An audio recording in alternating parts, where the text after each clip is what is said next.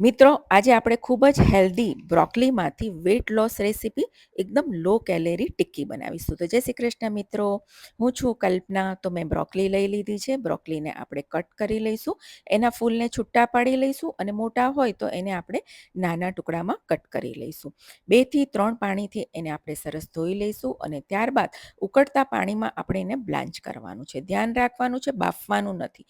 1 થી 2 મિનિટ ઉકળતા પાણીમાંથી આપણે એને કૂક કરીશું અને કાઢી લઈશું અને ઠંડુ કરી લઈશું. ત્યારબાદ આપણે વેજ ચોપરમાં એને લઈ લઈશું. તમે ચાહો તો ઇલેક્ટ્રિક ચોપર અથવા તો મિક્સરમાં પણ ક્રશ કરી શકો છો અને એને આ રીતનું દરદરું આપણે ચોપ કરી લેવાનું છે.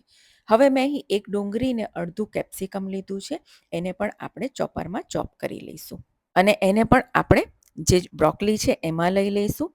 અને હવે મેં અહીં 1 કપ પનીર લીધું છે. પનીરની જગ્યા પર તમે ટોફુ લઈ શકો છો. 2 મોટી ચમચી ધાણા નાખીશું. 1 મોટી ચમચી આદુ લસણની પેસ્ટ નાખીશું. 2 લીલા મરચાં સમારેલા નાખીશું. 5 થી 6 ફુદીનાના પાનને તોડીને નાખીશું. 1 નાની ચમચી શેકેલું જીરું, અડધી નાની ચમચી મરીનો પાવડર, 1 નાની ચમચી ચાટ મસાલો, અડધી નાની ચમચી કાળું મીઠું, સ્વાદ મુજબ મીઠું અને 2 ચમચી તલ નાખીશું. સાથે 1 નાની ચમચી આમચૂર પાવડર અને 2 મોટી ચમચી મેં અહીં શેકેલા ચણાનો લોટ લીધો છે. તમે ચાહો તો કોર્નફ્લોર અથવા તો ચોખાનો લોટ પણ લઈ શકો છો અને બધું જ આપણે સરસ મિક્સ કરી લેવાનું છે. બાઉલ નાનો પડ્યો હતો એટલે મેં સ્ટીલના વાડકામાં કાઢી લીધું છે અને જુઓ આ રીતે આપણે ટિક્કી વાળી લેવાની છે. ઉપર થોડા તલ ભભરાવી લઈશું અને પ્રેસ કરી લઈશું અને ટિક્કીને વાળી લઈશું. તમે ચાહો તો બાઇન્ડિંગ માટે થોડા બટાકા પણ બાફેલા નાખી શકો છો.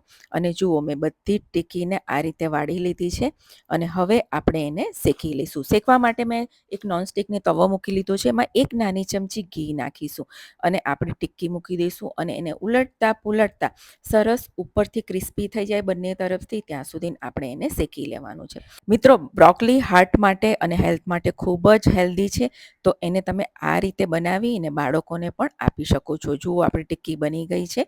એને આપણે કાઢી લઈશું. હવે ટિક્કી સાથે ખાવા માટે આપણે એક સોસ બનાવી લઈશું, એટલે કે ચટણી બનાવીશું.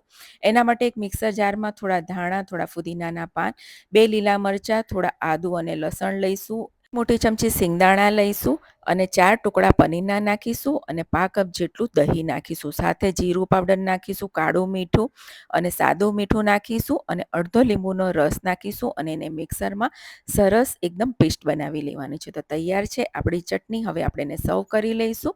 એક પ્લેટમાં આપણે ટિક્કીને સર્વ કરીશું. સાથે મેં અહીં ગાજર અને બીટનું સલાડ બનાવ્યું છે અને સાથે જે આપણે સોસ બનાવ્યો છે એ સર્વ કરીશું. તો મિત્રો, વેટ લોસ માટે એકદમ હેલ્ધી અને ટેસ્ટી લો કેલરી આપણી બ્રોકલીની ટિક્કીની સાથે પ્લેટ રેડી થઈ ગઈ છે. તમે આ સવારે કે સાંજે ખાઓ ને તો એકદમ લો કેલેરી છે અને હેલ્ધી પણ છે અને ટેસ્ટી પણ છે. તો ચોક્કસથી ટ્રાય કરજો. આવજો.